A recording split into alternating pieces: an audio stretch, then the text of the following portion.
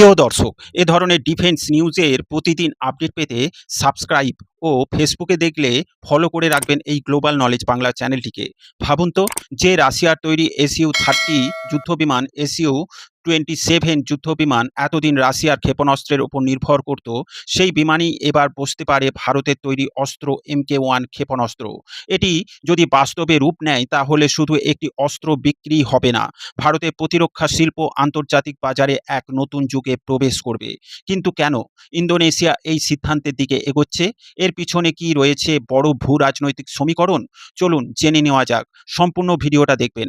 আর স্ক্রিনে দেখুন, এ বিষয়ে সংবাদ মাধ্যমে ডিফেন্স নিউজ আর্টিকেল প্রকাশিত হয়েছে ইন্ডিয়ান ডিফেন্স রিসার্চ উইংসে। মূল খবর অনুযায়ী, সম্প্রতি ভারতের প্রতিরক্ষা সংস্থা ভারত ডায়নামিক্স লিমিটেড এবং ইন্দোনেশিয়ার রিপাবলিক এর মধ্যে একটি মেমোর্যান্ডাম অফ আন্ডারস্ট্যান্ডিং অর্থাৎ MOU স্বাক্ষরিত হয়েছে। এই সমঝোতা অনুযায়ী ইন্দোনেশিয়ার বিমান বাহিনী SU-27, SU-30 যুদ্ধবিমানে ভারতের তৈরি অস্ত্র MK-1 Boeing visual range air two air missile সংযুক্ত করার সম্ভাবনা নিয়ে কাজ শুরু হয়েছে। যদিও এখনও চূড়ান্ত ক্রয় চুক্তি হয়নি, তবে আলোচনা ইতিবাচক দিকে এগোচ্ছে। অস্ত্র MK-1 কি?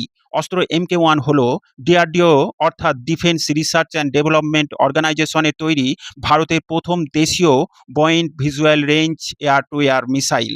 এর কার্যকর পাল্লা প্রায় 110 কিলোমিটার। এই ক্ষেপণাস্ত্রে রয়েছে active radar seeker, inertial navigation system, mid course update এবং smokeless solid fuel rocket motor. ফলে শত্রুর বিমান চোখে না দেখেও অনেক দূর থেকে ধ্বংস করা সম্ভব। ইন্দোনেশিয়ার জন্য কেন গুরুত্বপূর্ণ? বর্তমানে ইন্দোনেশিয়ার বিমান বাহিনী SU-27 এবং SU-30 যুদ্ধবিমান প্রধানত রাশিয়ার R-77 ক্ষেপণাস্ত্র ব্যবহার করে। কিন্তু বর্তমান আন্তর্জাতিক পরিস্থিতিতে রাশিয়ার ওপর অতিরিক্ত নির্ভরতা কমাতে চাইছে অনেক দেশ। ভারতের অস্ত্র MK-1 শুধু বিকল্পই নয়, বরং অনেক ক্ষেত্রে দীর্ঘ পাল্লার সুবিধাও দিতে পারে। ভূ রাজনৈতিক বিশ্লেষণের দিক দিয়ে এর গুরুত্ব যথেষ্ট তাৎপর্যপূর্ণ। এখানেই খবরটি আরও গুরুত্বপূর্ণ হয়ে ওঠে। ইন্দোনেশিয়া দক্ষিণ পূর্ব এশিয়ার সবচেয়ে গুরুত্বপূর্ণ দেশগুলোর একটি। দক্ষিণ চীন সাগরে চীনের ক্রমবর্ধমান প্রভাব নিয়ে ইন্দোনেশিয়া দীর্ঘদিন ধরেই উদ্বিগ্ন। অন্যদিকে ভারতও অ্যাক্ট ইস্ট পলিসি এবং ইন্দো প্যাসিফিক স্ট্র্যাটেজির মাধ্যমে এই অঞ্চলে নিজের উপস্থিতি বাড়াচ্ছে।